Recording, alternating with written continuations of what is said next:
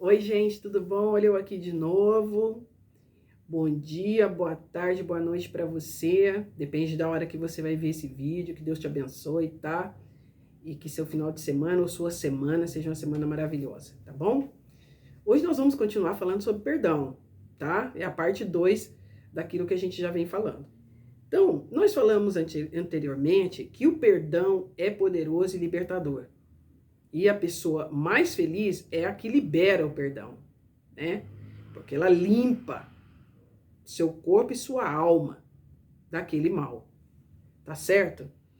E hoje nós vamos falar sobre a condição ou o que vem depois do pedido de perdão, da liberação do perdão. Porque existe uma dificuldade nas pessoas de entendimento, porque se você perdoou alguém, você esquece aquilo que a pessoa fez. Claro, está no passado, amém, graças a Deus, vamos seguir adiante. Mas não quer dizer que você deva continuar junto ou perto daquela situação que levou aquela pessoa a cometer aquele mal contra você, entendeu? Então, você não é obrigado a estar perto ou estar se colocar na mesma situação daquela pessoa que te magoou, aquela pessoa que fez algo errado contra você, colocou você numa situação difícil. Então, olha o que Jesus fala aqui na parábola dos dois devedores, que está em Mateus, no capítulo 18, no versículo 25. Diz, vamos ler juntos aqui, tá? Mateus 18, capítulo 18, versículo 23 em diante. Diz assim: por isso o reino dos céus é semelhante a um rei que quis ajustar contas com seus servos. E começando a fazer as contas, foi apresentado um dos que lhe devia 216 toneladas de prata. Não tendo ele com que pagar, seu senhor mandou que ele fosse vendido, bem como sua mulher e seus filhos, e tudo o que tinha, e que a dívida fosse paga. Então aquele servo prostrou-se diante dele, dizendo: Senhor, sê paciente comigo, e tudo te pagarei. Quer dizer, rogou, né? Rogou pela vida dele e pela vida da família dele. Porque ele devia, tinha que pagar. Só que não tinha como. Então diz: e o senhor daquele servo, movido de compaixão, diz: soltou-o e perdoou-lhe a dívida. Quer dizer, né? Deu anistia de dívida para ele. Daí diz: saindo, porém, aquele servo, encontrou com um de seus conservos, que lhe devia 400 gramas de prata. Quer dizer, muito menos do que ele devia para o rei. Né? Ele foi perdoado a dívida, ele devia muito mais e a dívida dele foi perdoada. Mas ele encontrou um outro que devia para ele, devia menos, e olha só o que vai acontecer. Aí ele diz assim: e agarrando-o, sufocava-o, dizendo: paga-me o que me deves. Olha o tratamento que ele deu para o outro. Muito diferente do tratamento que ele recebeu. Então seu conservo, prostrando-se aos seus pés, rogava-lhe, dizendo: tem paciência comigo e te pagarei tudo.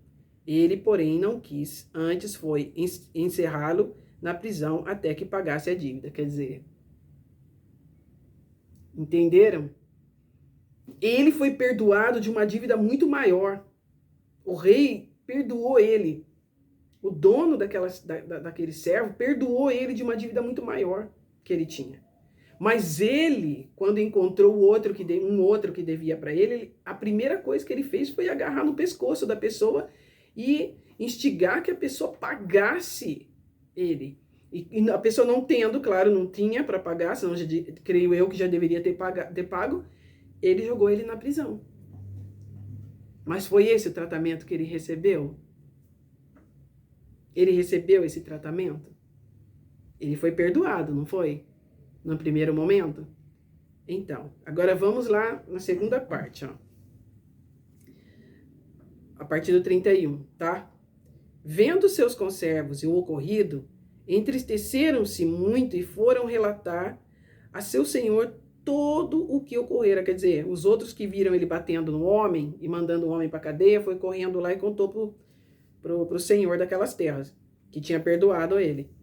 Então, seu senhor chamando-o, disse-lhe: servo malvado, perdoei-te toda aquela dívida. Por que me suplicaste? Não devias tu também compadecer-te de teu conservo, como eu tive compaixão de ti? Olha que forte isso, né? Aí diz: então seu senhor, indignado, entregou-o aos torturadores até que lhe pagasse toda a dívida. Assim vos fará também meu Pai celestial, se de coração não perdoardes cada um a seu irmão suas ofensas, diz o Senhor Jesus, né? Assim ele diz: assim vos fará também meu Pai celestial, se de coração não perdoardes cada um a seu irmão suas ofensas. Quer dizer, tem dois momentos, né? O primeiro que ele suplicou pela vida dele, pela vida da família dele, ele foi perdoado. Né? O dono das terras perdoou ele da dívida. Quer dizer, deu uma anistia de dívida para ele, ele não devia mais nada, foi embora. Não agarraram ele, não bateram nele, não maltrataram ele, não gritaram com ele, nada. Né? Ele recebeu compaixão por a súplica. Ele deveria dar o quê? Compaixão. Mas ele não teve compaixão da outra pessoa. E alguém foi e denunciou ele. Então aí ele foi preso e ainda foi torturado. E Jesus disse que assim será no dia do juízo. Quer dizer, assim Deus fará com aquele que não perdoar de coração. Então, gente, é muito sério o perdão.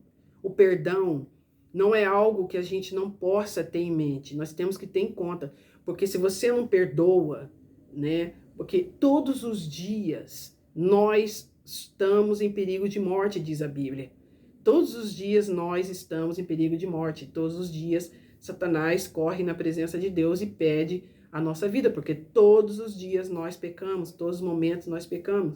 Nós somos seres humanos e nós pecamos. Então não adianta você achar que você é certinho, que você é certinha, que você não faz isso, que você não faz aquilo, porque não é real. Todo momento você peca, então em todo momento você recebe o perdão. Então, o que você precisa fazer? Perdoar. Você precisa perdoar. Porque se você recebe o perdão de Deus e você está vivo ainda você prospera, você tem saúde. Então, o que você tem que fazer? Perdoar. Você tem que perdoar. Então, o perdão é libertador. O perdão é poderoso, mas quando é feito e liberado de todo o coração, com sinceridade de alma, você tem que perdoar e, perdoando, sentir compaixão daquela pessoa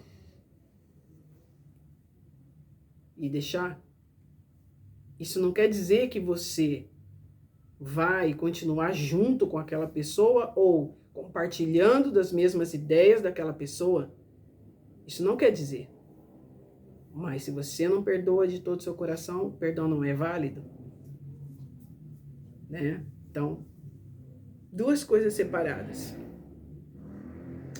Você perdoa e é perdoado. Então você fica livre, ainda que aquela pessoa tenha feito errado e você não.